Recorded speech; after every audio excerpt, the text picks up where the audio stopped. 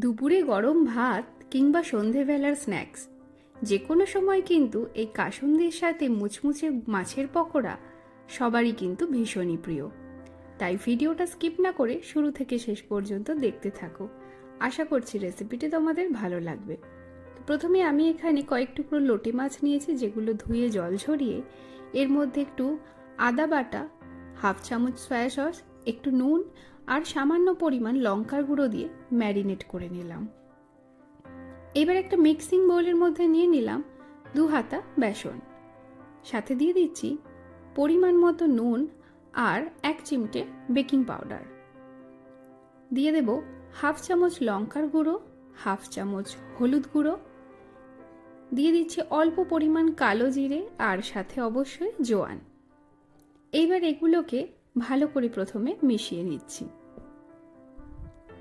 যারা চ্যানেলটা এখনো সাবস্ক্রাইব করোনি তাদের কাছে রিকোয়েস্ট করব, চ্যানেলটা সাবস্ক্রাইব করে বেল আইকনটা প্রেস করে দিও, তাহলে চ্যানেলের সমস্ত ভিডিওর নোটিফিকেশন তোমাদের কাছে আগে পৌঁছে যাবে।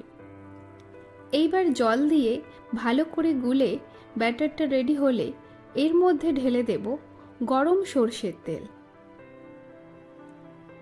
যে কোনো ব্যাটার তৈরি করার সময় তাতে যদি এইরকম গরম সরষের তেল ঢালা যায় তাহলে কিন্তু যে কোনো পকোড়া ভীষণই মুচমুচে হয়। তাই তোমরা কিন্তু ভবিষ্যতে যখন কোনো পকোড়া বা বড়া জাতীয় জিনিস বানাবে এই স্টেপটা কিন্তু অবশ্যই ফলো করো। তো এখানে আমার ব্যাটার রেডি। এর মধ্যে এবার দিয়ে দিচ্ছি ম্যারিনেট করে রাখা মাছের টুকরোগুলো। এইবার একটা চামচের সাহায্যে ভালো করে এগুলোকে মিশিয়ে নিচ্ছি।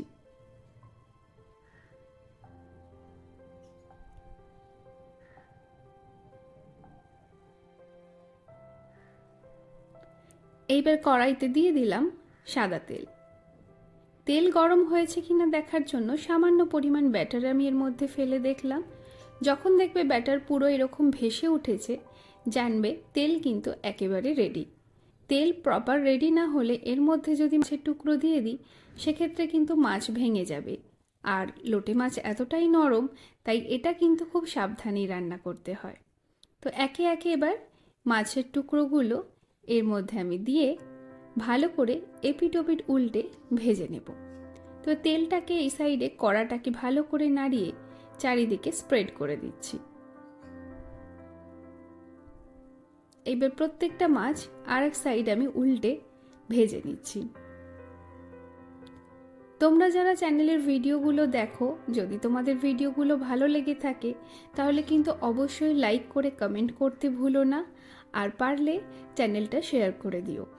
আশা করছি ভিডিওগুলো তোমাদের ভালো লাগবে। যদি ভালো লাগে তাহলে কিন্তু অবশ্যই একটা লাইক আর কমেন্ট। এগুলো ছাড়াও তোমাদের যদি আর কোনো মতামত থাকে, কোনো সাজেশন থাকে, সেগুলো কিন্তু আমাকে জানাতে একদমই ভুলো না।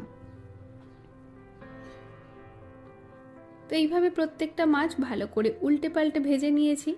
কালার পুরো চেঞ্জ হয়ে গেছে, দেখেই বুঝতে পারছো যে মাছগুলো কিন্তু খুব মুচমুচে হয়েছে। তো এইবার এইভাবে আমি সমস্ত কটা মাছ ভালো করে এর মধ্যে থেকে ছেঁকে তুলে নিয়ে বাকিগুলোও কিন্তু একই প্রসেসে ভেজে নিচ্ছি।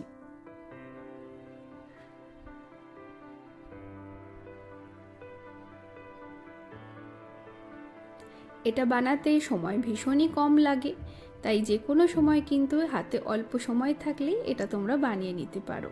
তো আমি বাকি মাছের টুকরোগুলোও কিন্তু একইভাবে ভেজে নিচ্ছি। চাইলে এটা দুপুরবেলায় তোমরা গরম ভাত ডালের সাথেও এটা খেতে পারো, বা সন্ধ্যেবেলার স্ন্যাক্সে কাসুন্দি আর টমেটো কেচাপের সাথে পরিবেশন করতে পারো। এটা খেতে ভীষণই ভালো লাগে, আর এই শীতকালে তো কোনো কথাই নেই। এটা বানাতে সময় ভীষণই কম লাগে, তাই যে কোনো সময় কিন্তু হাতে অল্প সময় থাকলেই এটা তোমরা বানিয়ে নিতে পারো। তো আমি বাকি মাছের টুকরোগুলোও কিন্তু একইভাবে ভেজে নিচ্ছি। চাইলে এটা দুপুরবেলায় তোমরা গরম ভাত ডালের সাথেও এটা খেতে পারো, বা সন্ধেবেলার স্ন্যাক্সে কাসুন্দি আর টমেটো কেচাপের সাথে পরিবেশন করতে পারো।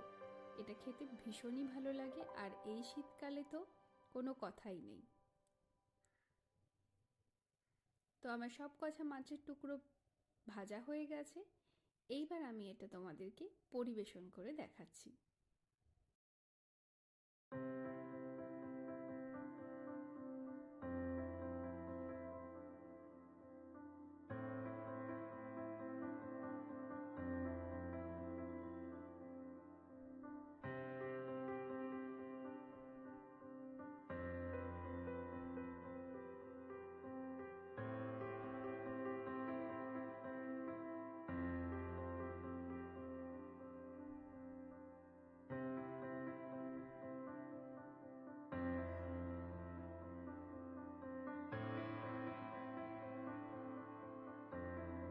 এবার একটা প্লেটের মধ্যে আগে সবকটা মাছ আমি ভালো করে তুলে নিলাম। দেখতেই পাচ্ছ কালারটাও কত সুন্দর এসেছে, আর দেখেই বোঝা যাচ্ছে এটা কতটা ক্রিস্পি হয়েছে। সত্যি এটা ভীষণই ক্রিস্পি আর এতটাই সুস্বাদু হয়। লোটে মাছের পকোড়ার মধ্যে সামান্য পরিমাণ কিন্তু সয়া সস দিলে টেস্টটা ভীষণই ভালো লাগে। আর সর্ষের তেল দিয়ে ওইভাবে যদি ব্যাটার রেডি করো